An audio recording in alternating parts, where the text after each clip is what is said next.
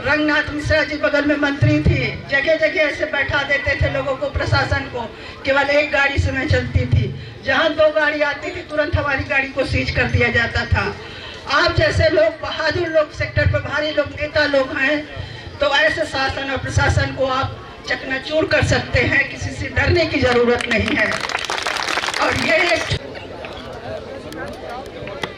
आज की मीटिंग की संचालन करता विधानसभा अध्यक्ष जी, मीटिंग की अध्यक्षता करते हैं यादव जी, हम सब के और आप सभी के नेता लखनऊ से चलकर गए, गरीबों के मसीहा, मजलूमों के मसीहा माननीय श्यामलाल पाल जी का तहे दिल से मैं आप सभी की तरफ से और अपने तरफ से, अपने विधानसभा और आई के क्षेत्र और भदोही जिले की क्षेत्र की तरफ से बहुत बहुत स्वागत, अभिनंदन और वंदन करती हूँ।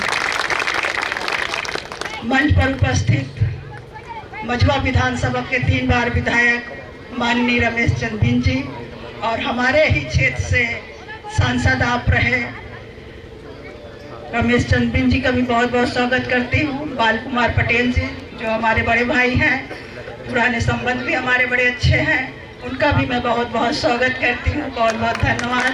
आशीष यादव जी जिलाध्यक्ष और वर्तमान जिलाध्यक्ष चौधरी साहब जी, आपका भी बहुत बहुत स्वागत, अभिनंदन वंदन करती हूँ। रोहित शुक्ला जी, आपका भी बहुत बहुत स्वागत, आपका भी अभिनंदन वंदन।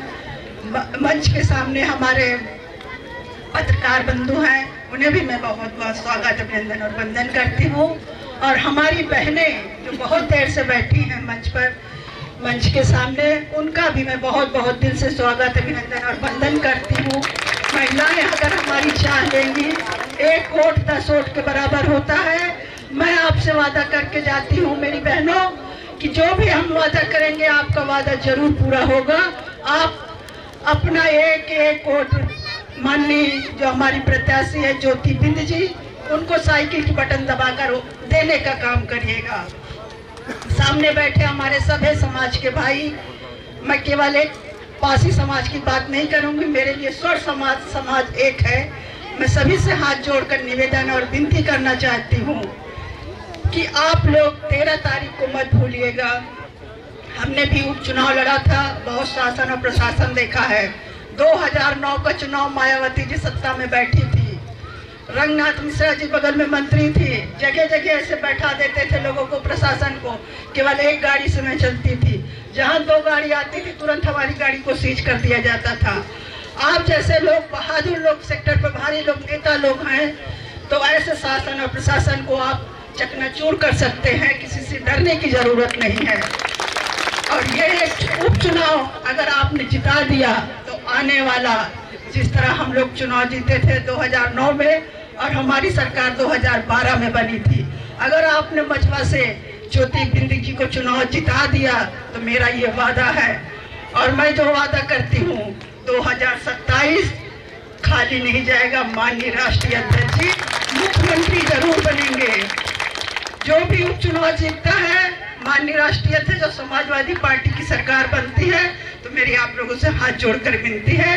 और जहाँ कहीं भी मेरी जरूरत पड़े, मेरे एक भाई ये खड़े हुए हैं सब हमारे समाज के, इनसे भी कहती हूँ किसी भी समाज के लोग हो, कहीं भी जरूरत हो, मैं आपके साथ कंधे से कंधा मिलाकर चलने का काम करूँगी।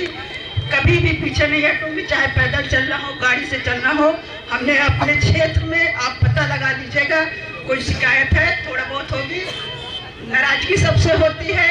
नाराजगी का अभी आप कोई शिकायत कर रहा था, लेकिन ये समय नाराजगी का नहीं है, ये समय संघर्ष का समय है, ये समय इतिहास बनाने का समय है। आप इतिहास बनाएंगे तो इतिहास लिखा जाएगा और उस इतिहास को दोहराया जाएगा। ज़्यादा कुछ न कहते हुए मैं अपना सारा समय हमारे माननीय प्रदेश अध्यक्ष जी को देती हूँ, जिनके आने से लोग कहते हैं ना, इतिहास लिखा जाता है, इतिहास बनाया जाता है। इनके आने से हमने 37 लोकसभा सीट जीतने का काम किया है। तो माननीय प्रदेश अध्यक्ष जी का योगदान रहा है, पीडीए का योगदान रहा, और पाल समाज ने हमारे क्षेत्र में इतिहास बनाया है। हमारे क्षेत्र में अगर आप कहेंगे कि वो पाल वोट नहीं दे रहा है या यहाँ नहीं दे रहा है, ये गलत बात है। स्वर समाज आपको वोट दे रहा है, चाहे वो ब्राह्मण हो, ठाकुर हो, आदिवासी हो, जवान हो, किसी को आप ये मत कहिए कि वोट नहीं दे रहा। आपसे हाथ जोड़कर विनती है सभी से, आप वोट करिए और आपका हर एक काम होगा। जय हिंद, जय भारत, जय भीम, जय समाजवादी। बहुत बहुत